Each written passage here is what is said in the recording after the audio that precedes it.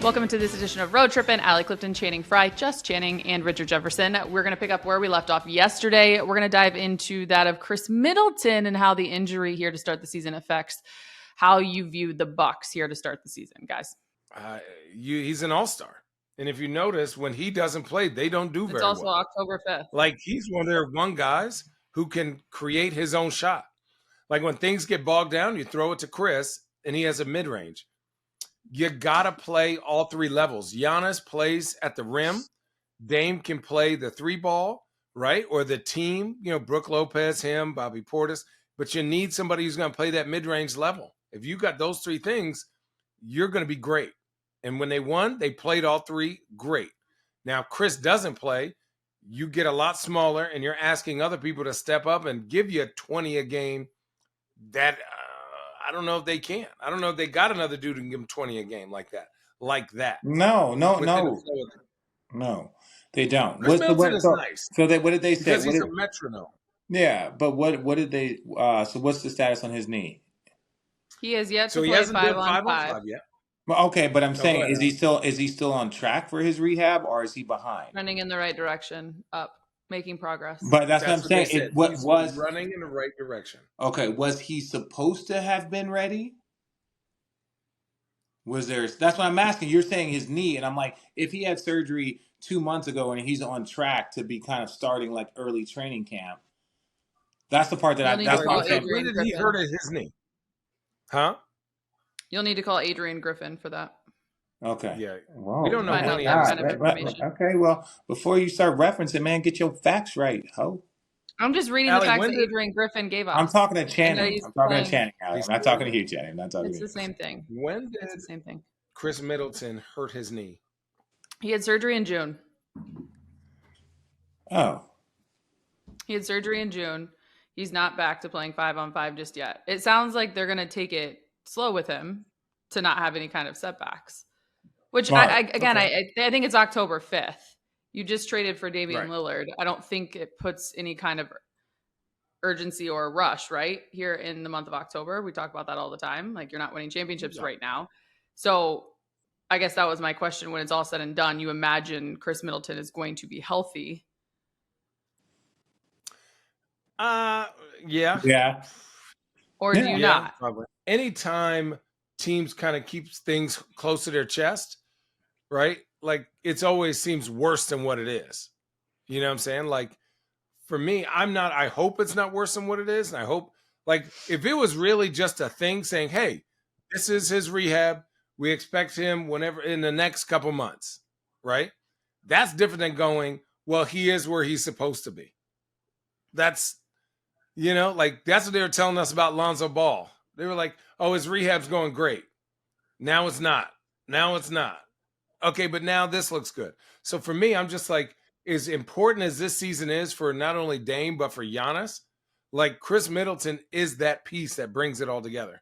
Khris Middleton is that piece. And when he played his best basketball, that's what won the championship, because they had the ball in his hands. Now, hopefully his knee, it can get, and they can take their time. You got Dame. He's a high usage rate guy. He's used to playing 40 minutes a night, 38 minutes a night every single night. Now, he's been banged up a little bit the last couple of years, but ultimately, when you're not fighting for something, trust me, those injuries get, a little bit longer. And so, if they had been competing, Dame is the guy that's always healthy in the postseason. That's when you want your guy healthy. And I haven't seen too many postseasons, maybe one where Dame's wasn't able to go. If Dame got his team to the postseason with no other all-star, Dame would get you to the first round. Dame might get you to the second round. Dame would battle. A lot of times they were underachieved, but Dame was healthy in the postseason.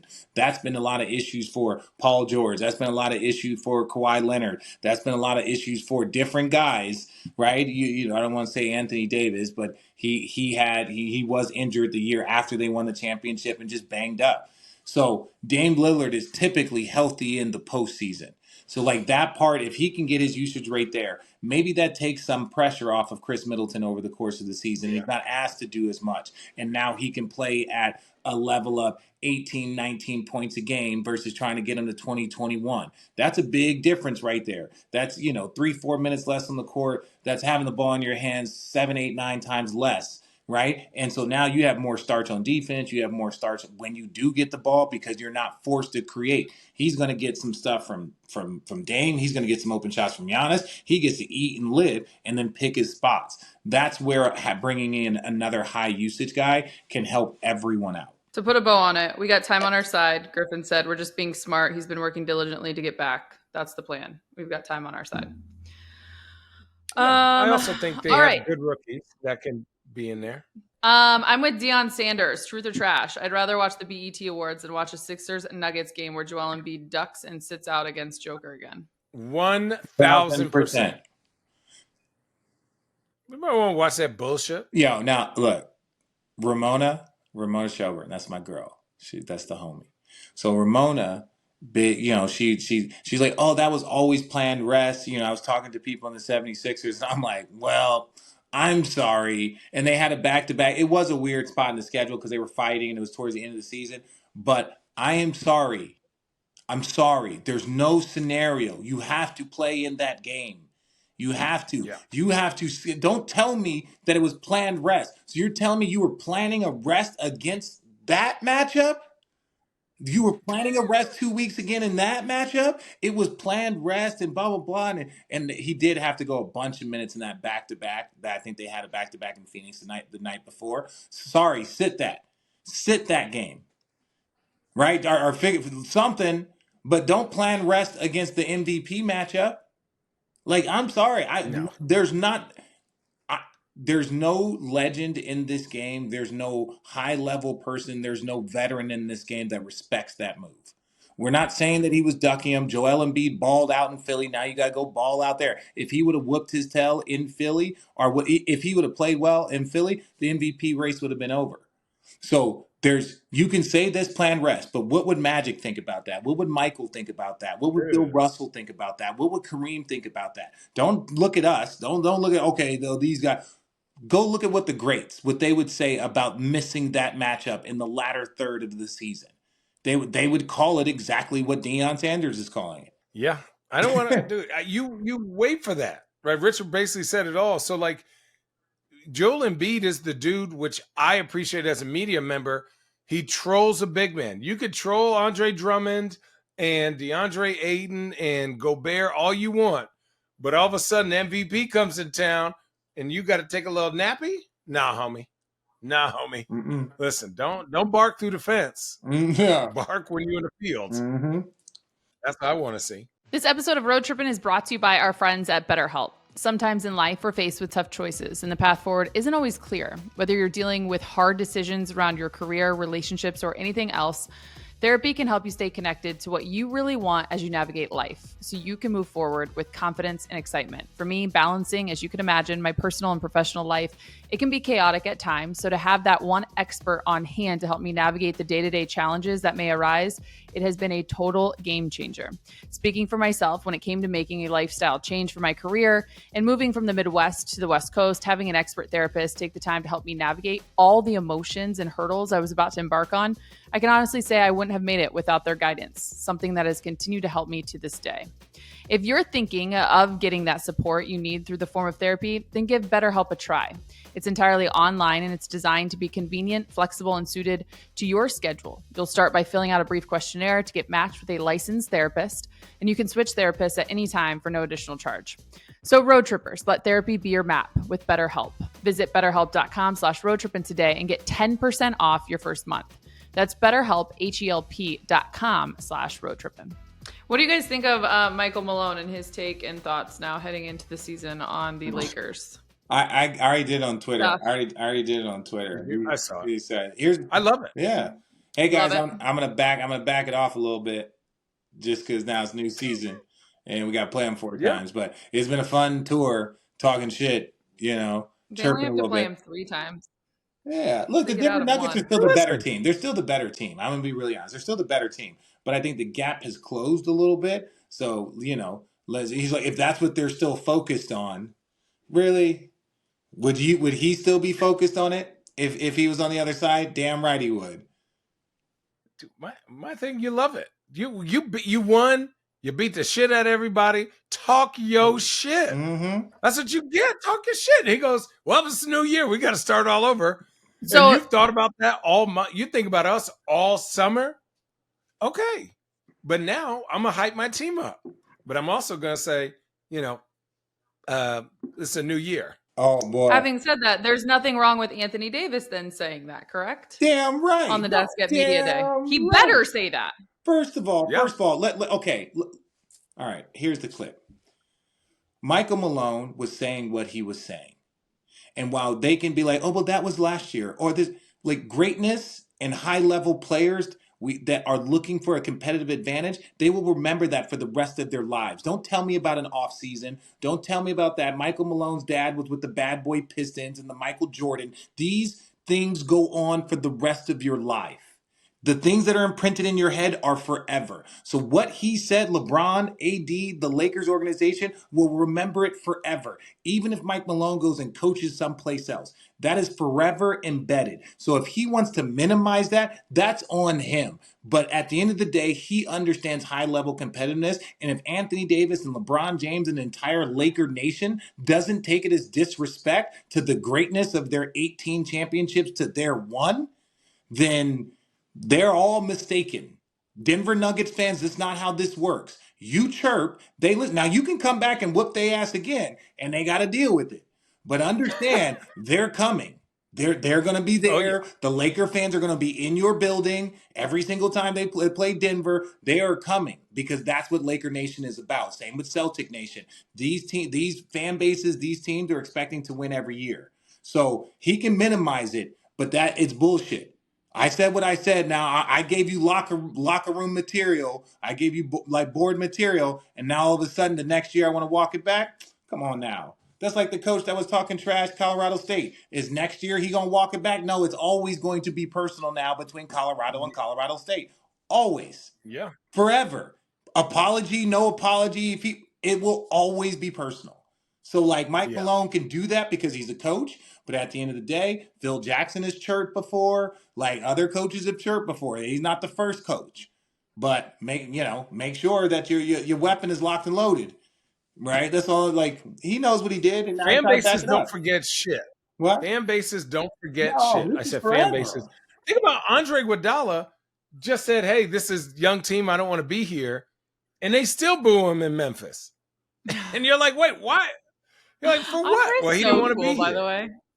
Oh, dude, he's great. Andre's crazy. He sucks, but he's Andre's crazy. Like think about the more Arizona people. Like Luke. Luke was Andre's veteran when he showed up. He was there for 1 year or 2 years with Dre. 2 years. Yeah. No, he was there with 1. He was there 1 year. 1 year because I left. Dre came 2 years after I left. Right. Yeah. Dude, Andre, not to go on this rant, but Andre is one of the best players I've ever seen in my fucking life. Yeah. And just skill. If somebody like in college, if coach, knew what if the game was played how it is today, Andre would have been our point guard. He played point guard for us. He had a triple-double in college. He had a triple-double in college. Yeah. Yeah, like he could have. College triple-doubles. Yeah, college triple-doubles in 2004 were hard to get, especially at places like 2003. Yeah, especially at Arizona, Duke, North Carolina, Kentucky. Like triple-doubles were not done by wing players, right? Like that's what. But Luke got one. True wings. Like true wings. Like run the court. Here's the play. You make something. Can I tell you guys? Can I tell you guys? Since we're talking about Arizona, I have to share this story. So I go to lunch. I set this up. I go to lunch with my agent, Brad Slater.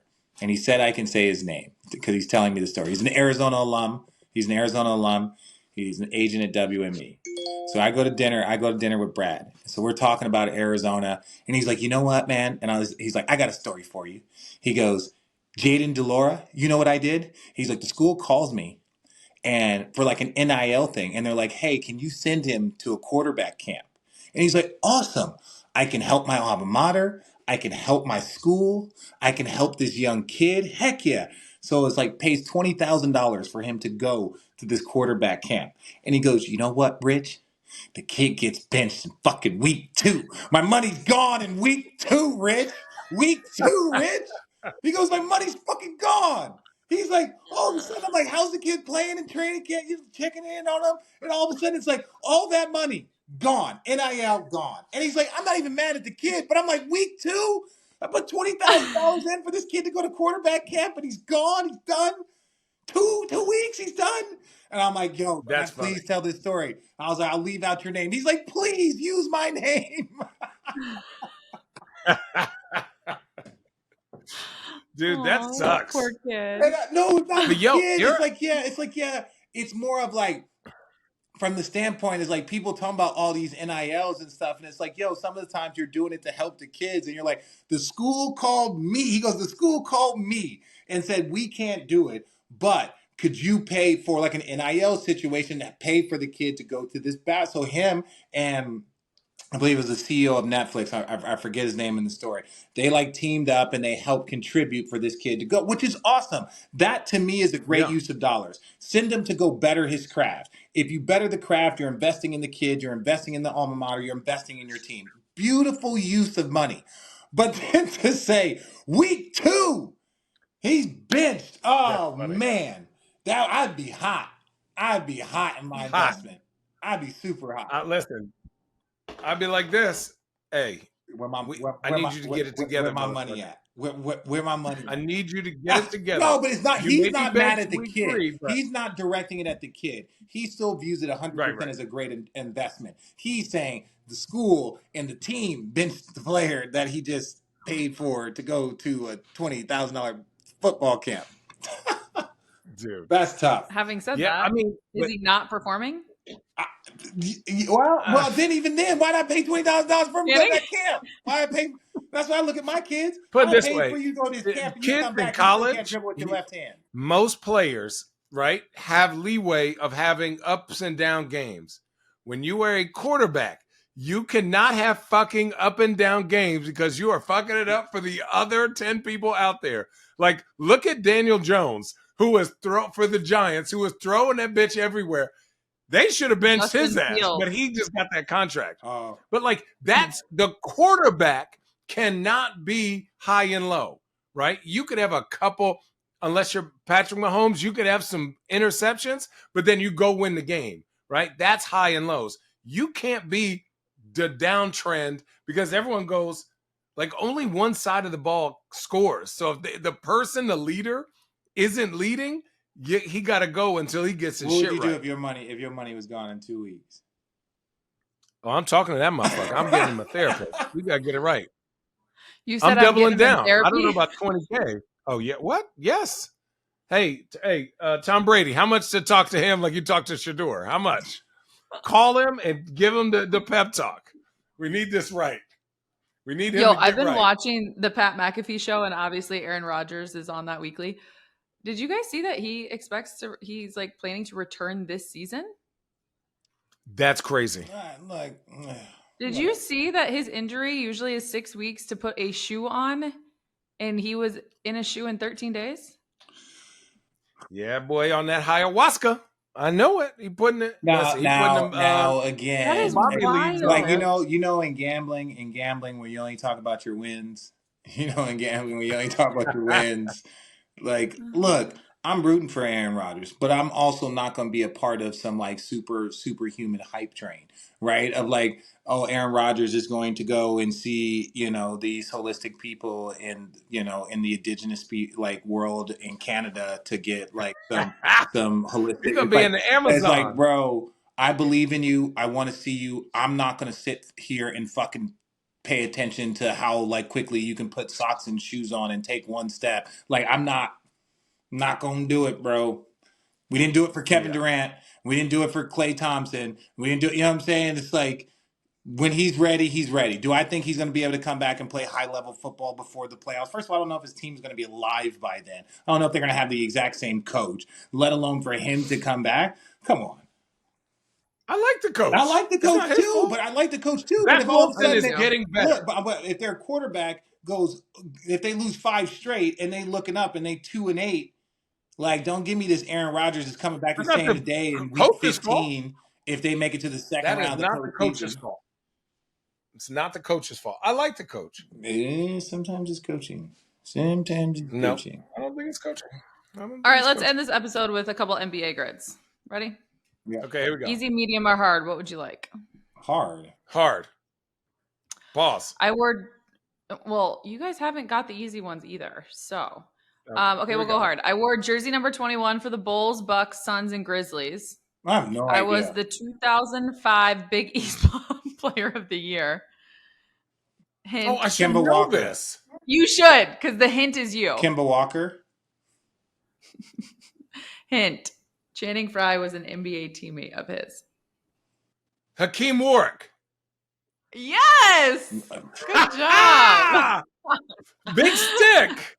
Yo, he had that. Please look up his dunk on Dennis Lattimore. It was one of the most disgusting. So what's funny about that is Dennis Lattimore went to U of A and then transferred, right? Notre Dame. And then we're like, man, where's D-Lat at? And the next thing you know, Hakeem Warwick is absolutely gorilla dunking on him. It's the most disgusting college dunk. Well, not now, but back in the day, 20 years ago, it was wild. Hakeem was notorious. Yeah, we got it right. We got it right. That was fun. I was looking up the dunk from your guy. Okay, one more, and then we're out. I've worn jersey number 31 for the Rockets, Nets, and Hawks. My brother played at UNLV, and my cousin also played in the NBA. No idea. No idea. Wait. I'm not a jersey number guy like that. I'm not good at that. Okay, keep going. What's the hint? I have a tattoo of the Boston Celtics leprechaun in the Larry O'Brien trophy.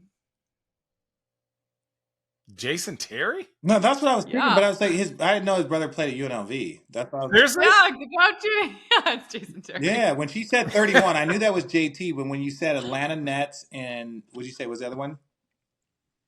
JT played for the Nets? Yeah. He was a part of the trade. He came from the Celtics to the Nets, I believe. Rockets, Nets, and Hawks. He played for Dallas. I don't remember him on the Rockets. He wore jersey number 31 for the Rockets, Nets, and Hawks. Oh, there we go. Thank you. Gotta listen. Details. Having said that, how funny was it when Richard had to tell the entire U of A about his first tattoo?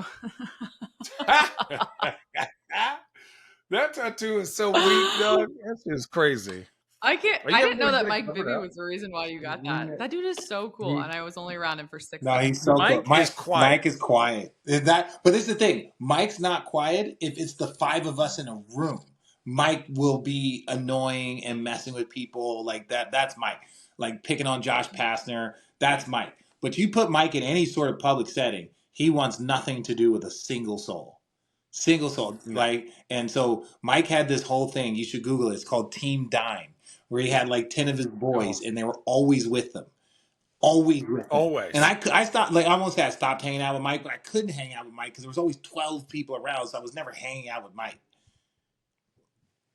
Team Dime in Arizona is notorious. They would roll up to pickup games. Just with Lambo, Ferrari, four Mercedes all lined up. Yeah, Mike was that. He'd just be like, yo, here, everyone, we're going to hoop today. Here's X amount of dollars. We want the whole gym all day. Yeah. That's amazing. Crazy. Team Dime. Mike was my OG. Gave me a pair of Jordans. You guys are amazing. It's another week. Road Trippin. Another episode. Let's go.